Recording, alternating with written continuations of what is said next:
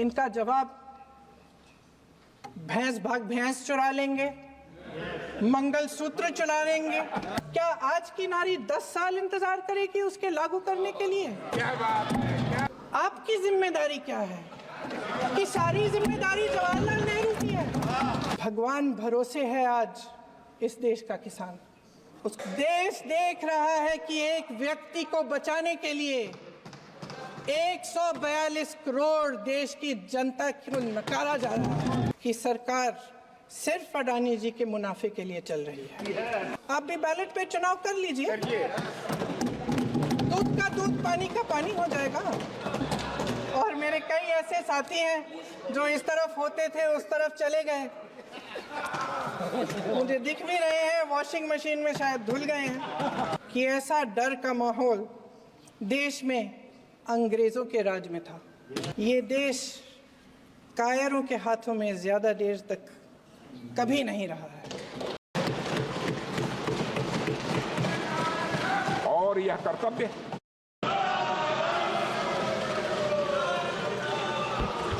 श्रीमती प्रियंका गांधी वाड्रा।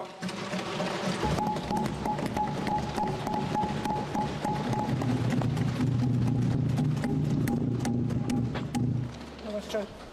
माननीय अध्यक्ष महोदय जी, आज आपने मुझे इस सभा में बोलने का मौका दिया, इसके लिए मैं आपकी बहुत बहुत आभारी हूँ। सबसे पहले जो सुरक्षाकर्मी, जो जवान अफसर 13 दिसंबर को संसद की सुरक्षा के लिए शहीद हुए, उनके प्रति मैं श्रद्धांजलि व्यक्त करना चाहती हूँ।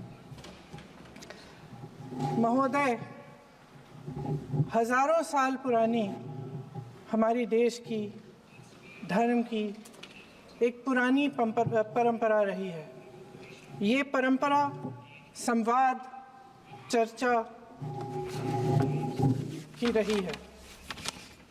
एक गौरवशाली परंपरा है जो दर्शन ग्रंथों में, वेदों में, उपनिषदों में दिखती है। वाद विवाद और संवाद की हमारी पुरानी संस्कृति है। अलग अलग धर्मों में भी, इस्लाम में, सूफियों में, बौद्ध धर्म में, जैन धर्म में, सिख धर्म में भी ये वाद संवाद, ये चर्चा बहस, इसकी संस्कृति रही है। इसी परंपरा से उभरा हमारा स्वतंत्रता संग्राम। हमारा स्वतंत्रता संग्राम विश्व में एक अनोखा संग्राम था, एक अनोखी लड़ाई थी जो अहिंसा और सत्य पर आधारित थी। ये वाद संवाद की जो परंपरा है, इसको इस संग्राम ने आगे कैसे बढ़ाया? क्योंकि ये जो संग्राम था, ये जो लड़ाई थी हमारी आज़ादी के लिए, एक बेहद लोकतांत्रिक लड़ाई थी। इसमें देश के किसान, देश के जवान, देश के मजदूर, देश के अधिवक्ता, देश के बुद्धिजीवी, चाहे किसी भी जाति के हो, चाहे किसी भी धर्म के हों, चाहे किसी भी भाषा को बोलते हों, सब इस स्वतंत्रता संग्राम में शामिल हुए। सब ने हमारे देश की आज़ादी की लड़ाई लड़ी।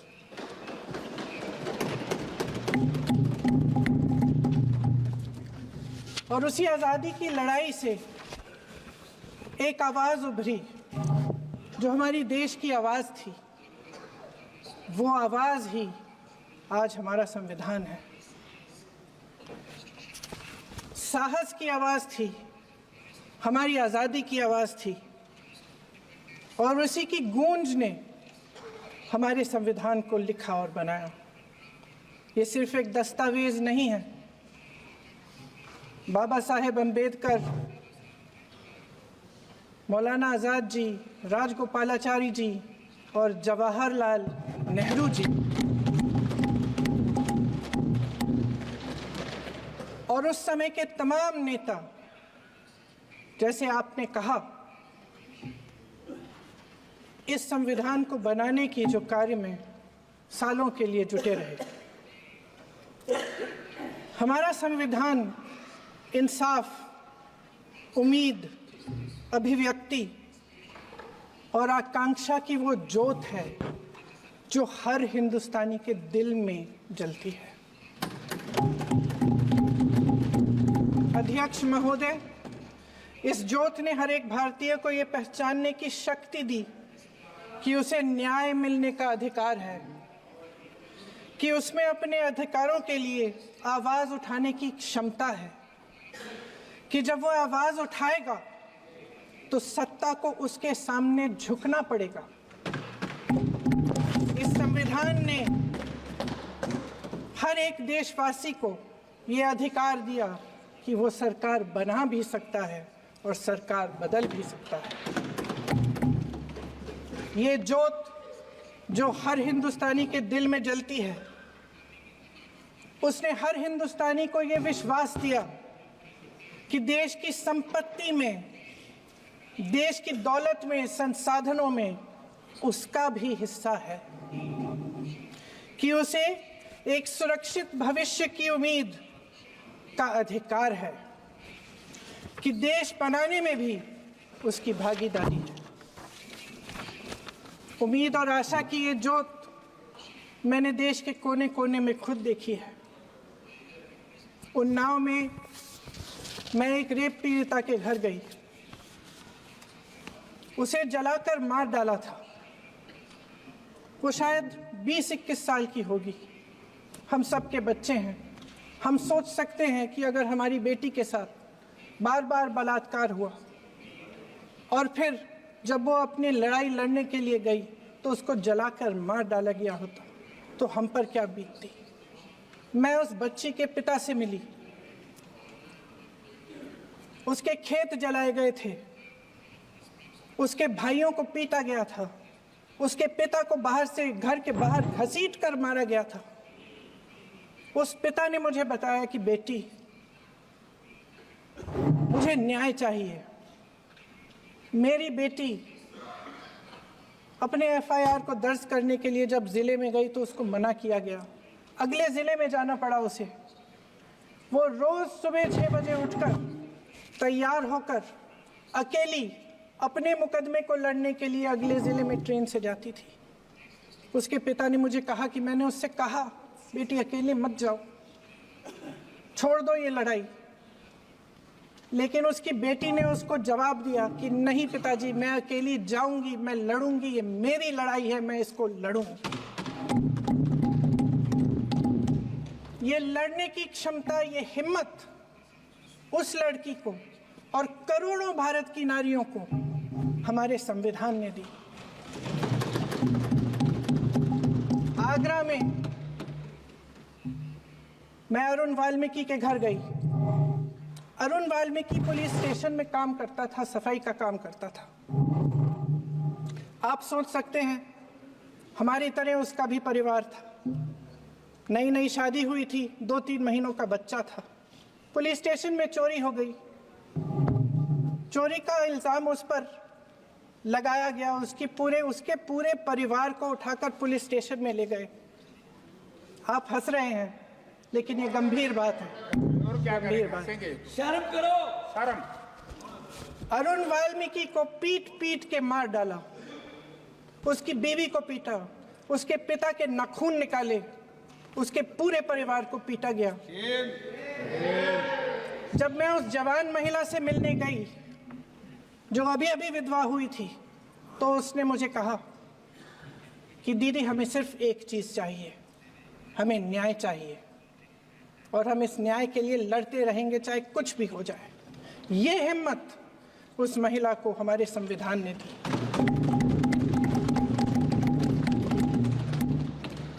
संभल के कुछ लोग आए थे हमसे मिलने जो मृतकों के परिवार के सदस्य थे। उसमें 2 बच्चे थे, अदनान और उजैर। अब सुनिए, उसमें 2 बच्चे थे, अदनान और उजैर।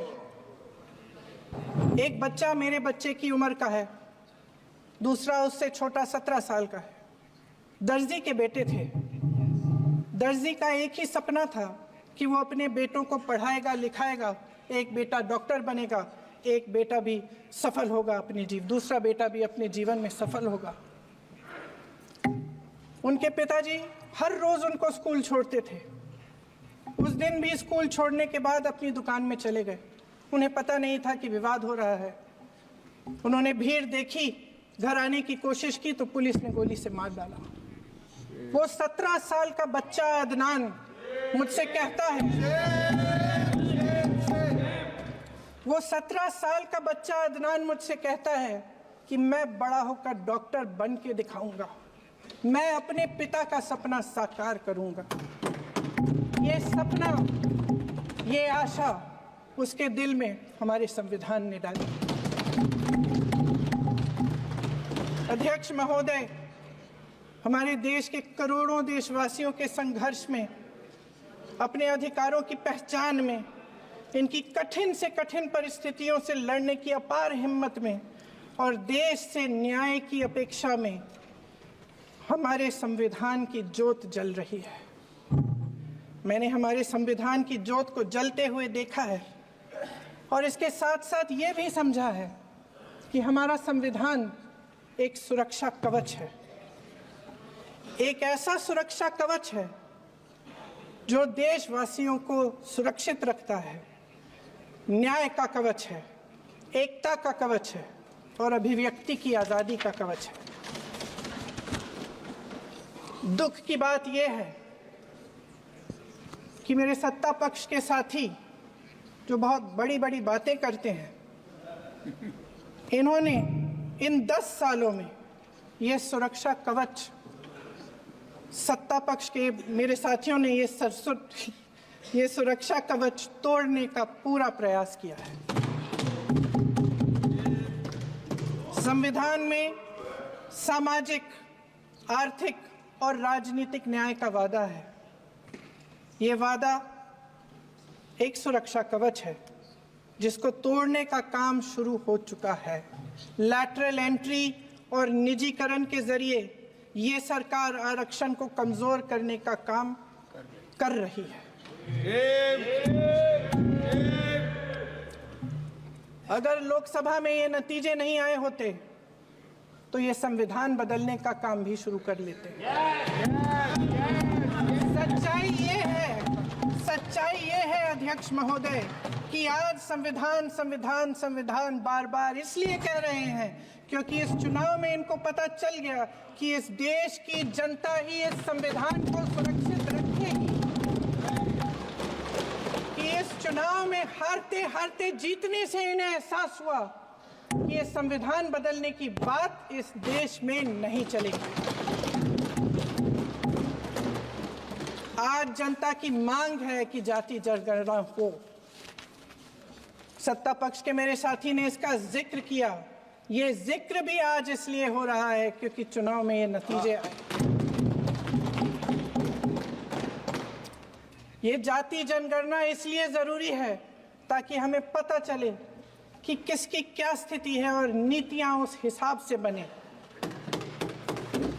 इनकी गंभीरता का प्रमाण ये है कि जब चुनाव में पूरे विपक्ष ने जोरदार आवाज उठाई कि ये जाति जनगणना होनी चाहिए, तो इनका जवाब देखिए।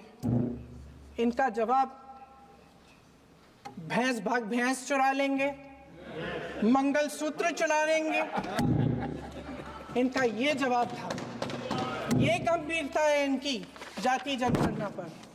महोदय, हमारे संविधान ने आर्थिक न्याय की नींव डाली, किसानों, गरीबों और को जमीन बांटी, भूमि सुधार किया, जिसका नाम लेने से कभी कभी आप झिझकते हैं और कभी कभी उनका नाम धड़ाधड़ इस्तेमाल किया जाता है अपने आप को बचाने के लिए। उन्होंने HAL, BHEL, SAIL, GAIL, ONGC, NTPC, railways, IIT, IIM, oil refinery, तमाम PSU बनाए। अध्यक्ष महोदय, उनका नाम पुस्तकों से मिटाया जा सकता है, उनका नाम भाषणों से मिटाया जा सकता है, लेकिन जो उनकी भूमिका रही इस देश की आज़ादी के लिए और इस देश के निर्माण के लिए, वो इस देश में से कभी मिटाया नहीं जा सकता। 75 सालों में जनता का भरोसा रहा कि नीतियां बनेंगी तो जनता की भलाई के लिए बनेंगी। जल जंगल जमीन का अधिकार मिला आदिवासी भाई बहनों को। इंदिरा जी ने बैंकों का राष्ट्रीयकरण करवाया, खदानों का राष्ट्रीयकरण कराया। कांग्रेस और यूपीए की सरकारों में शिक्षा का, भोजन का अधिकार मिला। 75 सालों में जनता का भरोसा मिला। पहले संसद चलती थी तो जनता की उम्मीद होती थी कि सरकार महंगाई और बेरोजगारी पर चर्चा करेगी, कोई उपाय निकालेगी, कोई रास्ता निकालेगी। लोग मानते थे कि अगर कोई नई आर्थिक नीति बनेगी तो देश की अर्थव्यवस्था को मजबूत बनाने के लिए बनेगी, तो भारतीय बाजार को मजबूत बनाने के लिए बनेगी, उनके भविष्य को मजबूत बनाने के लिए बनेगी। किसान और आदिवासी भाई बहन भरोसा करते थे कि यदि जमीन के कानून में संशोधन होगा तो उन्हीं की भलाई के लिए होगा। आप नारी शक्ति की बात करते हैं। आज चुनाव की वजह से शायद इतनी बातचीत हो रही है नारी शक्ति के बारे में, क्योंकि हमारे संविधान ने महिलाओं को यह अधिकार दिया, उनकी शक्ति को परिवर्तित किया वोट में। और आज आपको पहचानना पड़ रहा है कि महिलाओं के बिना, कि नारी शक्ति के बिना ये सरकारें नहीं बन सकती हैं। इसीलिए आज आप नारी शक्ति की बातें दोहरा रहे हैं। जो आप नारी शक्ति का अधिनियम लाए हैं उसको लागू क्यों नहीं करते? वो 10 साल बाद लागू क्यों होगा? क्या आज की नारी 10 साल इंतजार करेगी उसके लागू करने के लिए? क्या बात है, क्या बात है।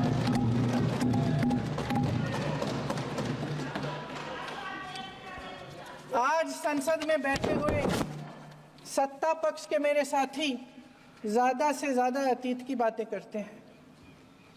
1921 में क्या हुआ, कब हुआ, नेहरू जी ने क्या किया। अरे वर्तमान की बात करिए, देश को बताइए आप क्या कर रहे हैं, आपकी जिम्मेदारी क्या है? कि सारी जिम्मेदारी जवाहरलाल नेहरू की है। अध्यक्ष महोदय जी, ये सरकार आर्थिक न्याय का सुरक्षा कवच तोड़ रही है। आज संसद में बैठी ये सरकार बेरोजगारी और महंगाई से जूझ रही हमारी जनता को क्या राहत दे रही है? कृषि के कानून भी बड़े बड़े उद्योगपतियों के लिए बन रहे हैं। सही एमएसपी को छोड़िए, डीएपी तक नहीं मिल रहा है।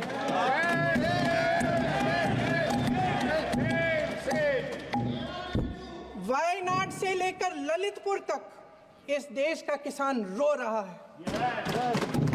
आपदा आती है तो उसको कोई राहत नहीं मिलती। भगवान भरोसे है आज इस देश का किसान, उसको छोड़ दिया गया है। आज हिमाचल में देखिए, जितने भी कानून बने हैं वो सब बड़े बड़े उद्योगपतियों के लिए बन रहे हैं। हिमाचल में जो सेब उगता था उसके जो छोटे छोटे किसान हैं वह रो रहे हैं, क्योंकि एक व्यक्ति के लिए सब कुछ बदला जा रहा है। सुनने की हिम्मत रखो।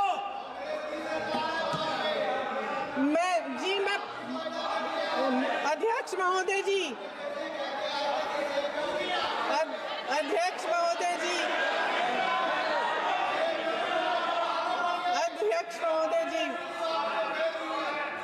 महोदय जी, अडानी जी को सारे कोल्ड स्टोरेज प्रदेश की सरकार ने नहीं दिए।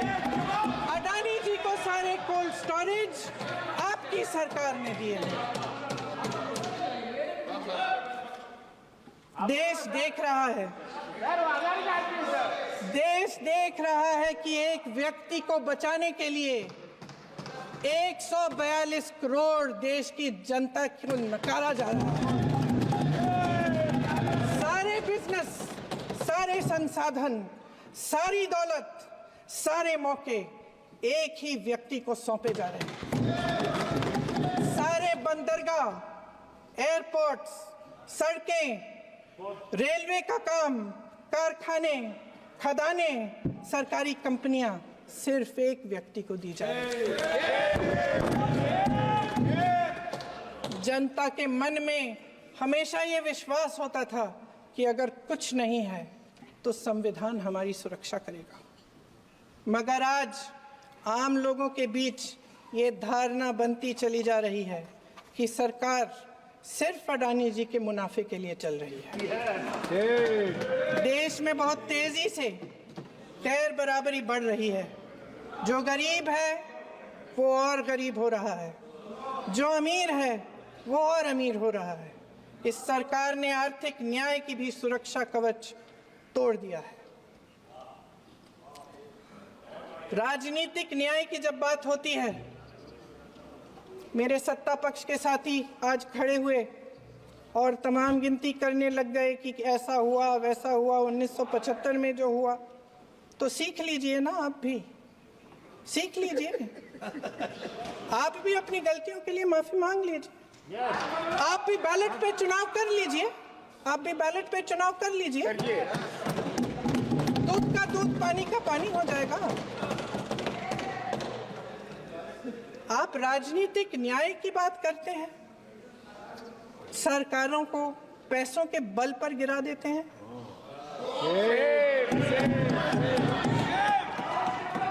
मेरा आग्रह है कि अपन संविधान में सकारात्मक बोले।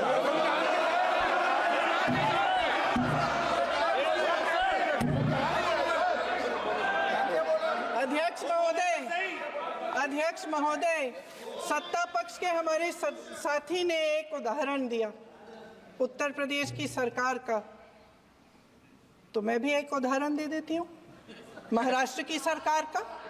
मैं भी एक उदाहरण दे देती हूँ हिमाचल की सरकार को तोड़ने की कोशिश किसने की, पैसों के बल पे की, गोवा की सरकार।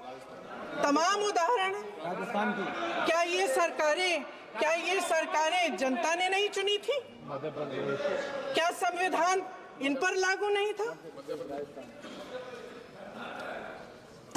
पूरी देश की जनता जानती है कि इनका, हंसती है, जानती है कि इनके यहाँ तो वॉशिंग मशीन है।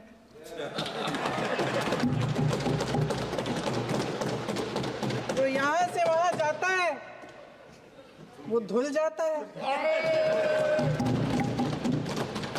इस तरफ दाग, उस तरफ स्वच्छता।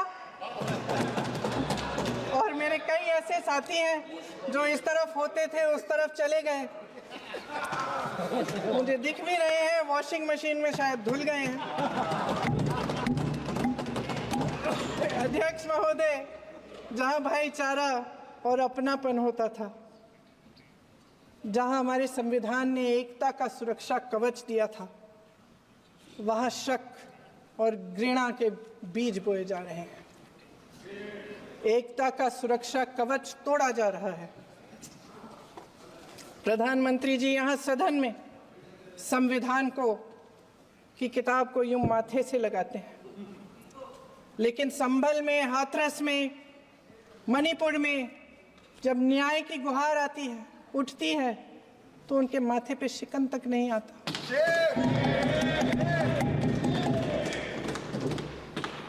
शायद समझ नहीं पाए हैं कि भारत का संविधान संघ का विधान नहीं है।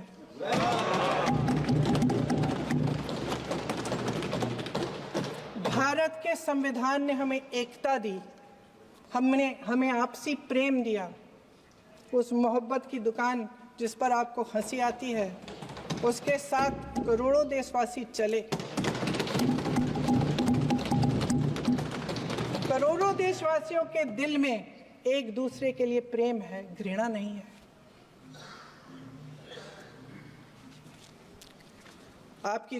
इनकी जो विभाजनकारी नीतियां हैं, उसका नतीजा हम रोज देखते हैं। राजनीतिक फायदे के लिए संविधान को छोड़िए, देश की एकता को भी ये रख नहीं सकते। इसकी सुरक्षा नहीं कर सकते। हमने संभल में देखा, मणिपुर में देखा। दरअसल इनका कहना है कि अलग अलग इस देश के अलग अलग हिस्से हैं, लेकिन हमारा संविधान कहता है कि ये देश एक है और ये देश एक रहेगा। जहां खुला विवाद होता था, अभिव्यक्ति का सुरक्षा कवच होता था, इन्होंने भय का माहौल पैदा किया है। सत्ता पक्ष के मेरे साथी अक्सर 75 सालों की बात करते हैं, लेकिन इन 75 सालों में ये उम्मीद, आशा, ये अभिव्यक्ति की ज्योति कभी थमी नहीं, कभी बुझी नहीं। इस देश की जनता ने खुलकर आलोचना की, निडर होकर धरने किए, प्रदर्शन किए।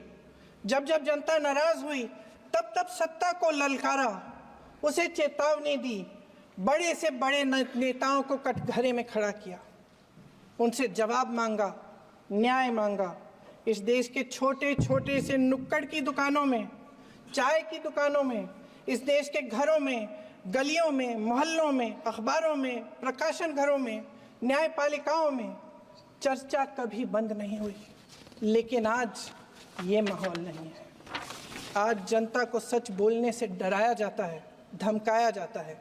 पत्रकार हो या विपक्ष का नेता हो या किसी यूनिवर्सिटी का प्रोफेसर हो, छात्र संघ हो या कर्मचारियों का संगठन हो, सबका मुंह बंद कराया जाता है। किसी पे ईडी, किसी पे सीबीआई, किसी पे इनकम टैक्स, फर्जी मुकदमे लगवाए जाते हैं, जेल में डाल दिया जाता है, विपक्षी नेताओं को जेल में डाल दिया जाता है, उनको सताया जाता है। किसी को नहीं छोड़ा इस सरकार ने। देशद्रोही कह कह के उत्तर प्रदेश में मुझे याद है कुछ अध्यापिकाएं प्रदर्शन कर रही थी, उन पर मुकदमा डाल दिया देशद्रोही का, उन्हें देशद्रोही कह दिया। इन्होंने देश का पूरा माहौल भय से भर दिया है। इनकी मीडिया की मशीन झूठ फैलाती है, तरह तरह के आरोप लगाती है, और शायद वह भी भय में ही है। महोदय, मैं इस सदन को याद दिलाना चाहती हूँ कि ऐसा डर का माहौल देश में अंग्रेजों के राज में था। जब इस तरफ बैठे हुए गांधी की विचारधारा वाले लोग आज़ादी की लड़ाई लड़ रहे थे और उस तरफ वाली विचारधारा वाले लोग भय में रहकर अंग्रेजों के साथ साठगांठ कर रहे थे। लेकिन अध्यक्ष महोदय, भय का भी अपना स्वभाव होता है। भय फैलाने वाले हमेशा भय का खुद शिकार बन जाते हैं। ये प्रकृति का नियम है। आज इनकी भी यही हालत हो गई है। भय फैलाने के इतने आदी हो गए हैं कि खुद भय में रहने वाले हैं, चर्चा से डरते हैं, आलोचना से घबराते हैं। कई दिनों से हम मांग रहे हैं कि चर्चा करिए, लेकिन चर्चा करने की हिम्मत ही नहीं है।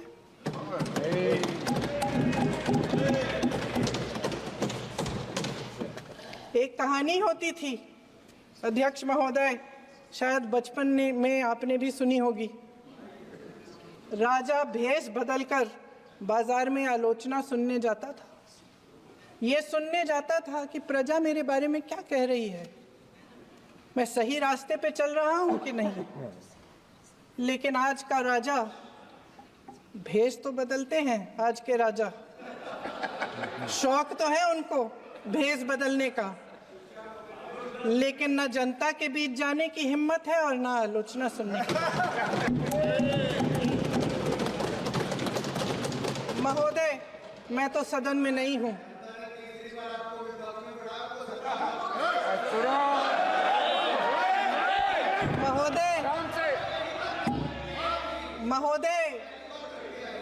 महोदय, जनता में बहुत विवेक है, ये सही है।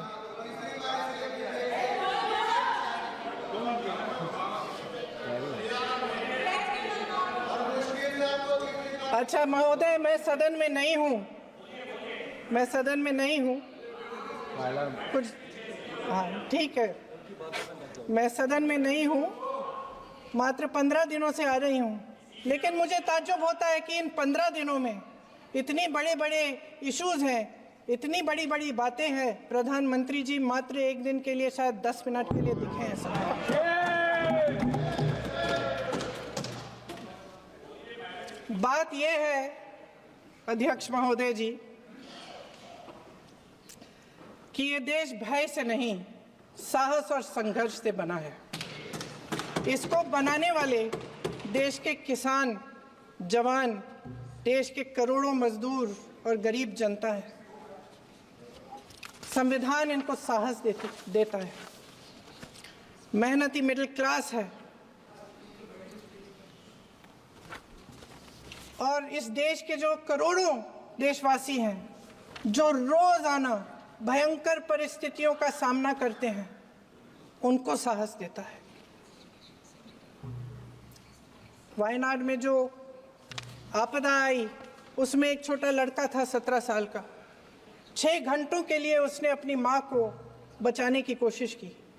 6 घंटों के लिए आप सोच सकते हैं कि अगर नदी की धारा बह रही है, नाराज है, आप अपनी माँ को पकड़े हो, 6 घंटों के लिए पकड़े रखते हो कि मेरी माँ बच जाएगी, और अंत में वो माँ भी बह जाती है।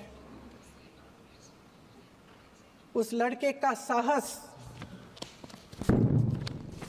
उन महिलाओं का साहस जो पीड़ित हैं लेकिन फिर भी अपनी लड़ाई लड़ रहे हैं, उन संभल के बच्चों का साहस जिनके पिताजी अभी अभी गुजर गए लेकिन फिर भी उनके सपनों को साकार करने की हिम्मत है, उनका साहस है, वो साहस इस संविधान ने दिया है।